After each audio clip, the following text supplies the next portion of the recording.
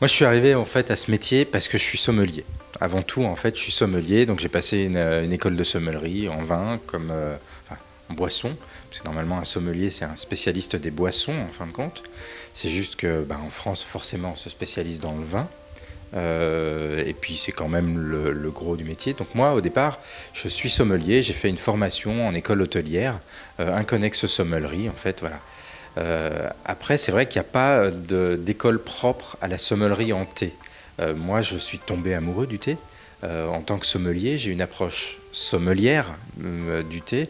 Donc voilà, j'utilise beaucoup les points de comparaison, mais c'est vrai que dans le vin, en fait, on a des cépages, alors que dans le monde du thé, on a des cultivars. Dans le vin, on parle de millésimes. Dans le monde du thé, on va parler des saisons de cueillette qui sont plus importantes au printemps. Les meilleures saisons de cueillette sont les premières de printemps. Mais il n'y a pas vraiment d'études pour le faire. Comme je vous dis, moi j'ai une approche forcément sommelière parce que je suis sommelier. Et du coup, j'ai vraiment approfondi en fait le monde du thé parce que j'adore ça. En fait, voilà. Il y a des règles qui ont des sens, chaque règle a un sens. La température de l'eau est importante.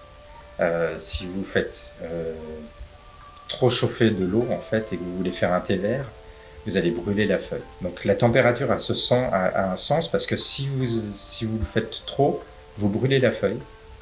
Et du coup, en fait, elle va perdre en saveur et elle va aussi perdre ses antioxydants, en exemple d'un thé vert. Donc la température est importante. Le temps d'infusion est important. Là encore, en fait, il y a une raison. Pourquoi il ne faut pas dépasser les 3 minutes sur un thé vert ?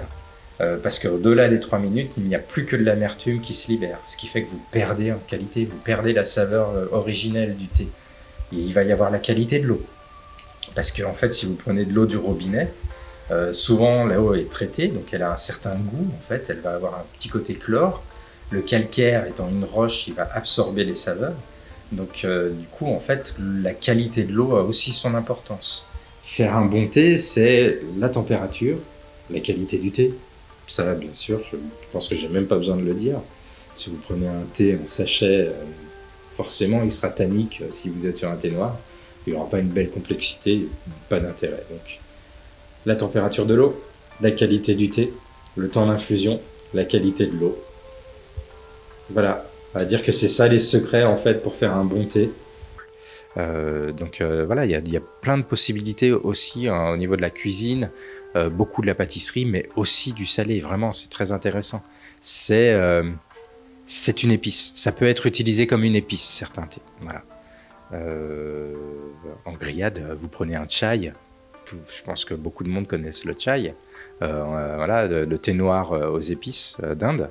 Vous faites ça, vous faites un barbecue, au lieu de mariner votre viande en fait dans un mélange d'épices ou de condiments, vous le faites mariner tranquillement en fait dans un chai.